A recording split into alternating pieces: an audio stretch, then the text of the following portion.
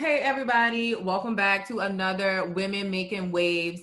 I am so happy to have my girl Christina here. She is the event planner and marketing and business development manager for Wink Design and Events, an amazing company down here in New Orleans. And honestly, when I got started in experiential marketing, I was going to her. She was feeding me ideas. She was showing me how things go. And I'm just so happy to have her here. Thanks for being here, Christina. Yes, no, thank you for having me. And honestly, thank you for doing this. I think this is something that's super critical and necessary right now. And congratulations to you on all your success. Like, I've seen all the things that you've taken in and turned into something really dope. So I know this will be one of those projects, and I'm happy to always participate. Thank you. Yo, Christina and I have actually been chopping it up for like almost 30 minutes now. And I'm like, okay, let's record because we got jewels here. We got like dimes. Okay. Yes. So first of all, like I said, Christina has helped me really get started on the experiential marketing path. For people who don't know, that's just a nice way of saying marketing events that are scaled to make people go, wow. And my girl has one of the most creative minds I've ever seen. She's a connector. Oh, thank you. Christina, can you tell the people how you look for inspiration? I already know, but Well, you've been fortunate enough to join me on some of my inspiration. yes. So as you know, like, I love to travel and go to a lot of these pop-up things. You know, the Instagrammable moment is the kind of like the wave of the past few years. So Exactly. pop-up museums, experiential marketing things. I love to travel to those. So between New York, LA, Chicago, like wherever I have to go, I pop up and I go check them out. And so that's one way, and that's what's really kind of like the fuel to it. But making that fire happen is really taking your inspiration from everywhere you look. So whether it's when I'm in the store and I look at the design of a box, or even, you know, a water bottle or something, and I'm like, wow, that's really cool how they did something a little bit different. And you apply those things to other moments and events and, you know, activations and things like that. And so my inspiration has truly come from anywhere. Like, we've gotten ideas from bathrooms, from, you know, architecture. Just recently we were in Europe for a few weeks, and just kind of absorbed everything. And the biggest piece of inspiration that I got from that was looking at all of these things that were built thousands of years ago with no modern technology. And it gave us that boost to say, you know, we can do anything. It took them maybe like 100 years to do something, but we've got 100 years now in quarantine, so you should be able exactly. And so it's really beautiful for us to have come out of it with that mentality to say, you know, we're not taking no for an answer. We've always been very forward thinking, don't take no type of people. But, you know, as women, sometimes it's hard. People will, they'll think you don't know what you're talking about. And that's why, you know, for us, when we are being inspired, we're learning as well. So we want to learn about the lighting. We want to learn about, you know, all of the little knick-knack details and the terminology, so that we can have that full conversation with a professional person and they can respect us as a colleague. So I mean, inspiration is everywhere. Like, I think if I could give anybody advice, is to always keep your mind open. You don't have to look for the inspiration. It'll just come to you. Like, you can, I mean, just right now while I'm sitting down, I'm looking at something and I'm like, I kind of like the packaging on this, and I'm thinking how it can apply to something I'm doing for a client. So it's everywhere. Books, you know, definitely read, go out to art museums and shows and see how they're displaying things, especially, you know, a lot of like sculptures and, you know, Brandon Odoms is a great example of this. The way that he presents his artwork is just phenomenal. He has, you know, you thinking about, what does this mean to me? What did it mean to him when he was making it? And how does it affect us as a society? And so I love seeing, you know, different mixed media things, and just always challenging myself, always. And watch a lot of like documentaries. Like, that's how you learn. Movies, things like that, like looking at sets. Where are the people who are always looking behind the scenes? Like, when people are saying, oh, this looks really cool, we're looking at the mechanics. How did they make it happen?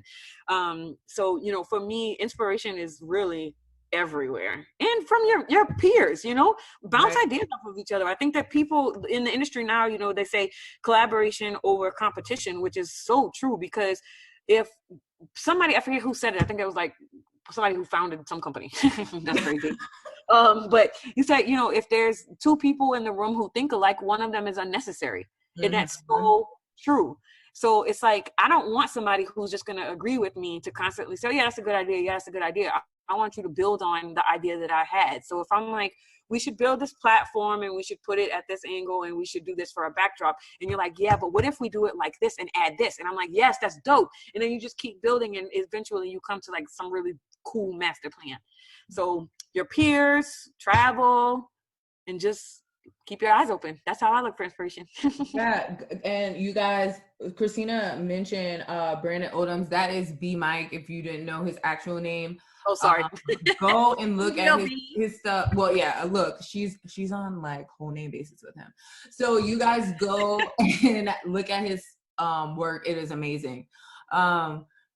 Christina, you do, oh my God, you do weddings, you do activations. Y'all, so quick sidebar.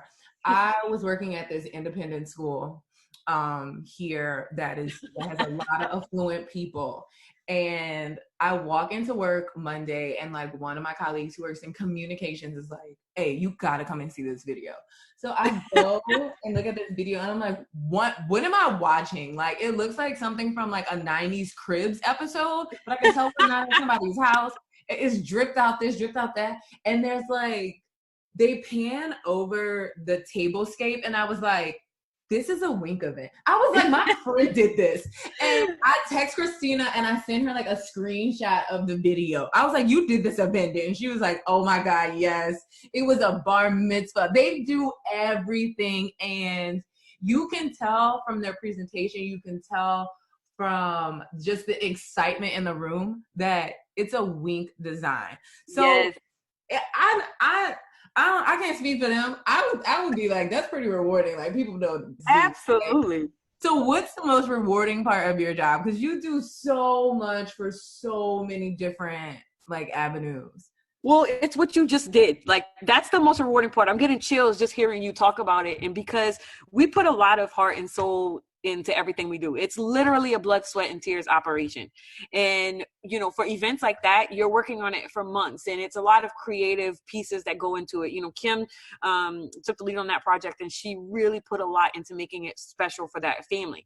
And so, you know, for us, it's especially for weddings, it's that time. It always seems to be the groom for some reason, because the groom is never really like into wedding planning in the beginning. And then at the middle to end of the reception, the groom always comes up to us and is like, oh my God, y'all did your thing. Y'all are so amazing. And that's what makes us feel happy, because we know that we reached someone who may not have believed in the vision, or, you know, didn't understand why something cost so much. And so to get that, and then getting the follow up from family members, you know, all the comments on social media, just really seeing your client's face. Like, you know, we don't ever want a bride or a client to cry and mess up their makeup, but we love it too.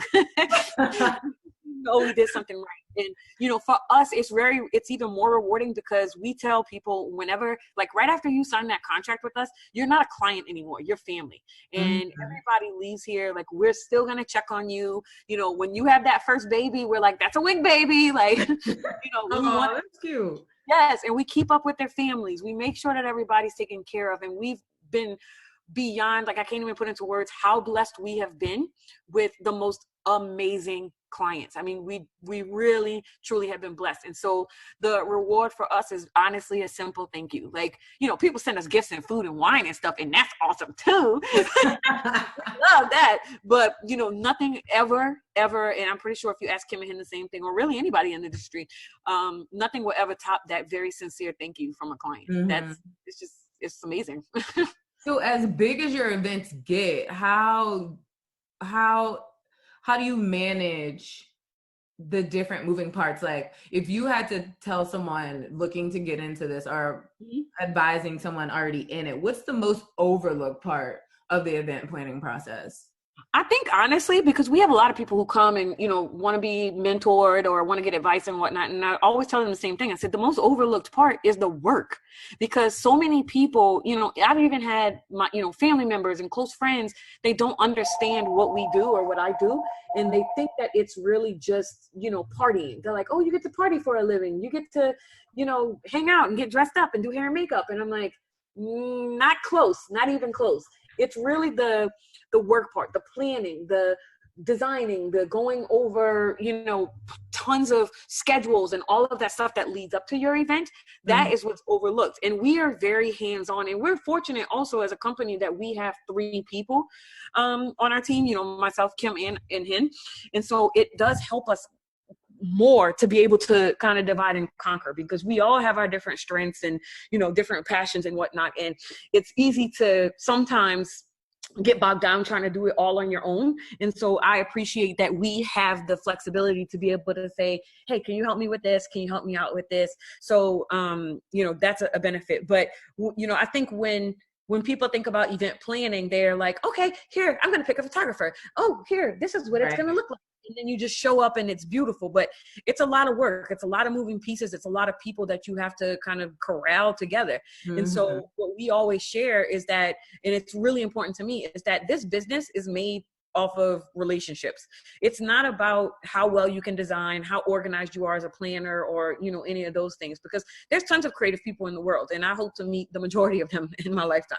And so, you know, it's really more about the relationships that you build. So we make it a point to know what's going on in people's lives. Like if one of your delivery guys shows up and he's not in the best mood, but you know that it's because his wife is sick, or his mom just, you know, ran into some kind of trouble or something. We understand those things so that we can be people to each other, because we all walk out of the door and get hit by the same exact bus, and then it's over.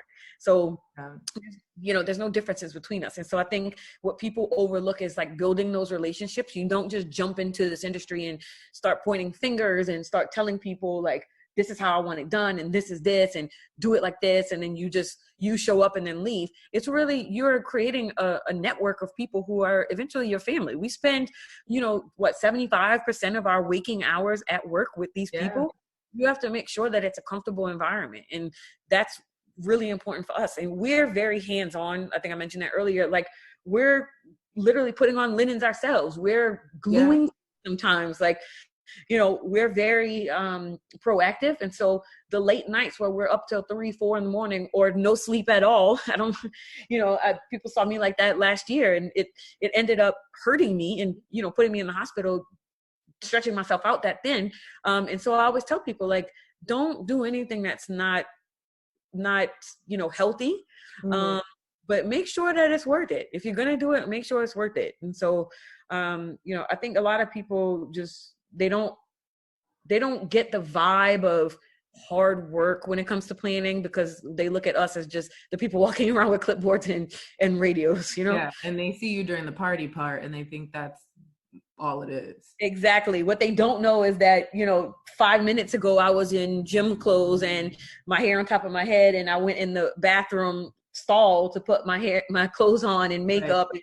You know, I haven't like even seen what I look like. So, you know, that is definitely a hard part of it. And that's not everyone's story. You know, some people might have a better system where they have it a little bit easier, but for us, because we are very hands-on, very in tune, very involved in everything we do, we want to make sure that we're there throughout the entire event. So, you know, that's another piece of it as well, that people think that it's just like, okay, the event's over, everybody go home. We're there 2 oh God 4 hours sometimes, you know, with our production teams and all that.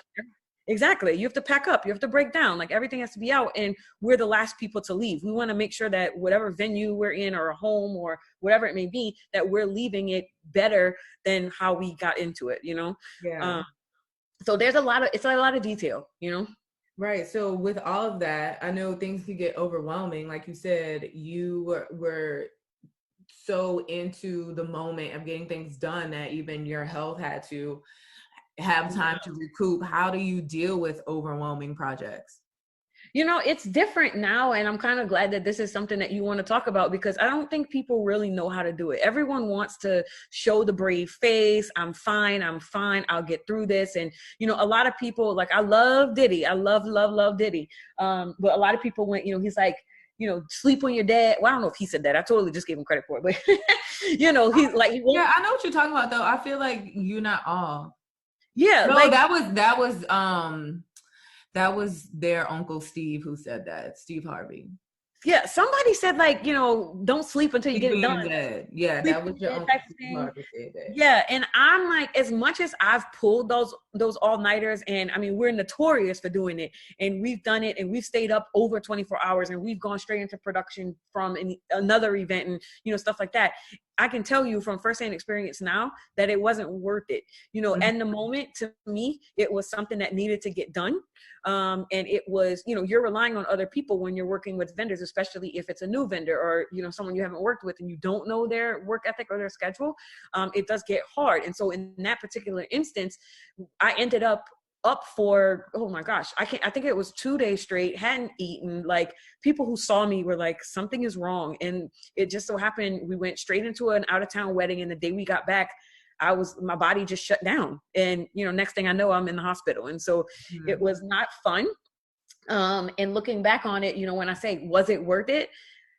The sad part is I have to say it was, that one time, because this client I just super love, and I was very proud of the work that we did. But had we been able to kind of plan it out a little bit better and do a little more prep, on our end, I think it would have gone a little bit smoother. And that's something that we have to learn.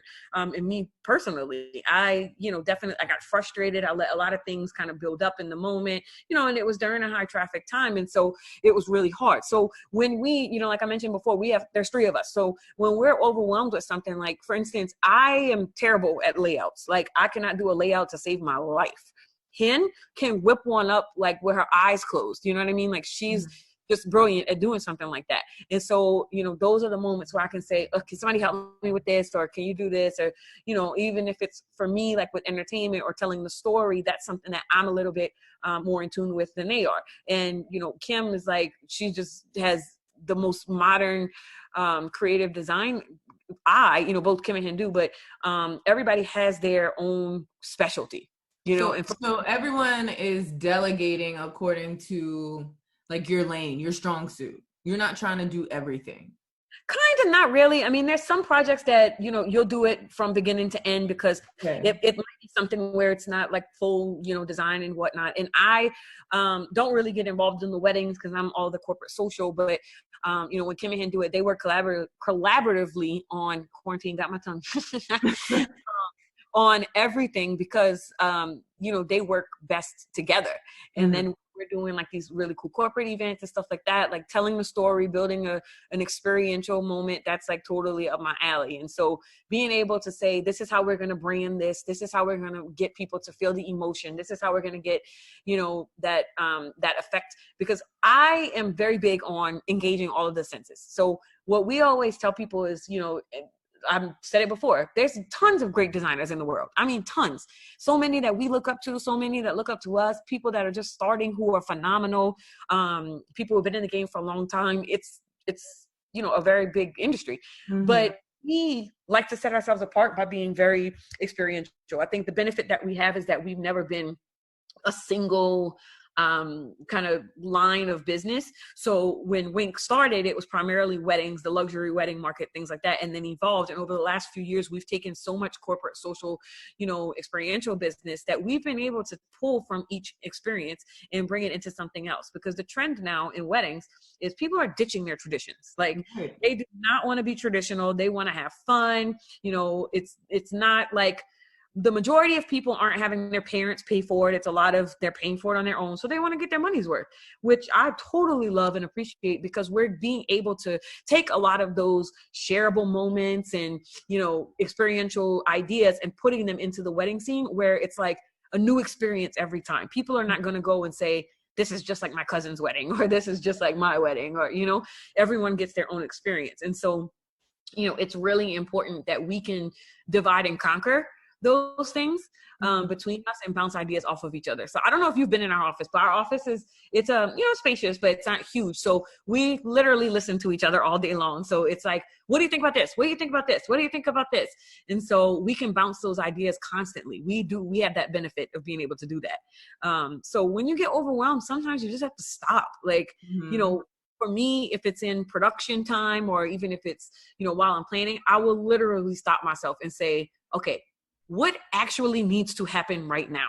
Because my biggest, I guess, pet peeve is when everybody's trying to like, okay, well, I'm going to do this. I'm going to do this. I'm going to do this. I'm going to do this. And I'm like, too many cooks in the kitchen. We all need to chill and work together. And that's when I like to stop and say, okay, look, this needs to happen right now. So can you go take care of this? Done. I'm going to take care of this right now. Then we're going to do this. And then we'll reconvene and we'll figure it out. And so delegating has been something that I don't think it's anything that you're just like innately can do in the most effective way. I think you have to learn. And it depends on the people, you know? So when we get overwhelmed, I mean, well, I'm speaking for myself. When I get overwhelmed, like I have to take a breath. I have to stop and say, focus, focus, focus, focus, focus, you know? So I want you to talk about, we were talking about this before the recording actually started, but businesses like the experiential space, event planners, wedding planners, like this is a very tough time. I know it's a tough time for everyone, but people who literally thrive off of crowds right now, it's bleak. And so we miss people. Especially, okay, so for me, I miss the work of working in crowds. Christine misses the actual interaction. That's where we differ. I'm actually okay not interacting with the people once the project is up and running. I want to see people. Yeah, she wants to see y'all. So can you just talk about just the humanitarian responsibility that we have right now, that you were kind of referring to, that we stay at home, even though we are losing the most right now?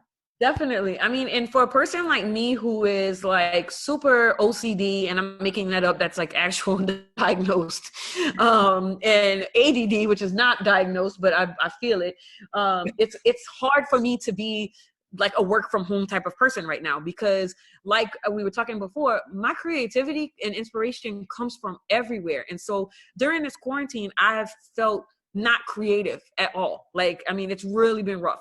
And so, you know, I'm trying to do other things to kind of spark my creativity, but as tempting as it is to go out, and when you're looking at your financials, when you're looking at, you know, the events that have canceled, when you're looking at the schedule and you're like, oh my gosh, like this is unprecedented. We've never been, you know, kind of even thinking that something like this would happen. You know, a hurricane is one thing. We've been through it. We pop back. We're good. Stuff like that, you know, even I think I've never been through an act of terror, but even something like that, you know, you get back, you go, you run. For us, it's so much uncertainty for such an extended period of time that it's tempting.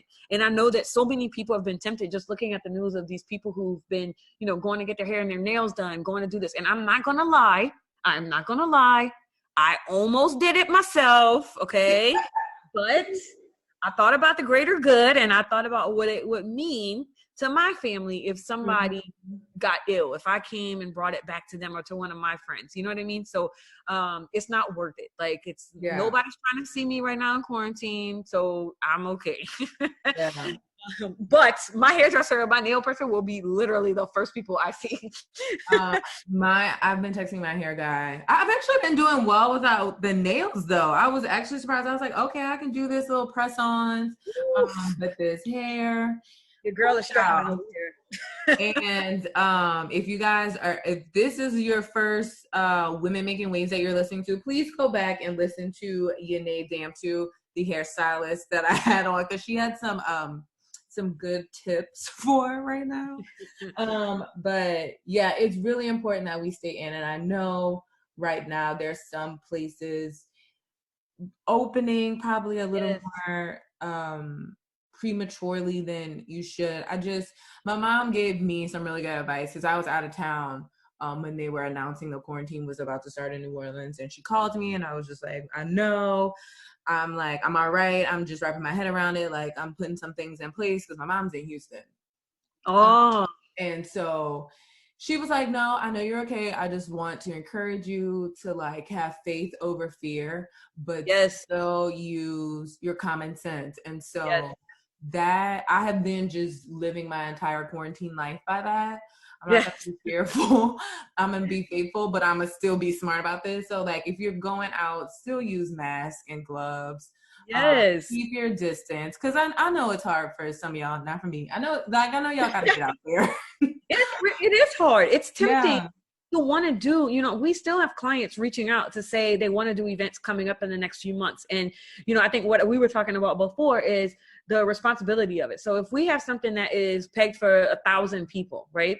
Mm-hmm. And we can do everything we can, pre-promote it to say wear masks, put hand sanitizing stations out. You can encourage, we can zap everybody with hand sanitizer when they walk in the door, but that's not going to guarantee that they are going to be responsible and carry that throughout. Right. People are still going to want to hug each other. They're still going to want to embrace each other. It's a natural thing. You need human interaction. And so I think that us as the facilitator of the event, we need to be collectively as an industry, we need to be very responsible about this, because as tempting as it is to do the event, to, get paid, to have this beautiful stuff to showcase, it's not worth it. And when you look at people dying left and right, and a lot of people touched on it. They said it's not going to mean anything to you until it affects someone Mm-hmm. And sometimes, unfortunately, that's the truth. And because we got hit so hard here in New Orleans with, just people that we love, like figures that we've loved, and, personal people in the communities that we know and we love, and who would ordinarily, be walking around having a good old time. Right. It's sad. And so it's kind of like, wait it out for a couple months. Like, let's ease into it. Let's do smaller events. Let's do, virtual events for right now. It's not fun, but, it's not ideal, but it can be fun. Like, I said, one of my friends, she did this Black trivia thing, and it was so much fun. I've been telling everybody,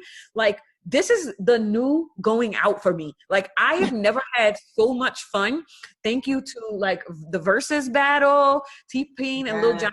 Like, the best time of my life, like D Nice, like all of these people have been creating something that was, out of necessity in this moment. And I'm like, y'all, good luck ever trying to get me to go out to a club after this, because thank you. I'm gonna be like, who's Instagram? Don't have to do my hair. Don't have to put on real clothes. Yes. Drinks are cheaper. This is life. So, this really is beautiful. And it's, I don't want it to take away from social interaction, because clearly that's what we make our money off of, people gathering. Right.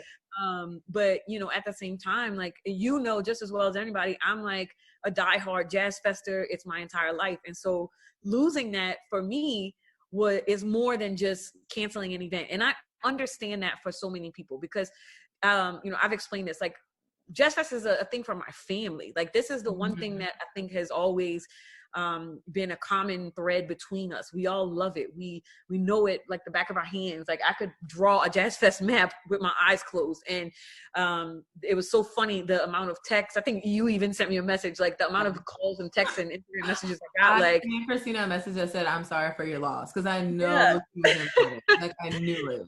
And I really, like, I did laugh about it, but I was like, I'm happy that people understand, what this means, not just for me as a person as it relates to Jazz Fest, but just as this industry, the millions of dollars that people are losing right now, that is just, it's unreal. Like, sometimes I can't find the words to explain it when people are asking, like, oh, how are you holding up? I did a check-in with so many people today. I was like, I just want to check in with people, and I will be doing this for the next couple weeks, like, just saying, how are you doing? Like, talk to me. Like, I'm totally fine with, usually I'm not a phone person, but call me, like, let's chat for a few minutes, or let's do the Zoom thing, or send me the funny memes on Instagram. Like, I just want to interact with people and make sure that we're all here for each other, because, another thing, I don't know if you've talked about this in any of your other meetings, but people who deal with anxiety, depression, like those things, it's like a heightened level right now. You know what I mean? Like, for me, I have like crazy anxiety.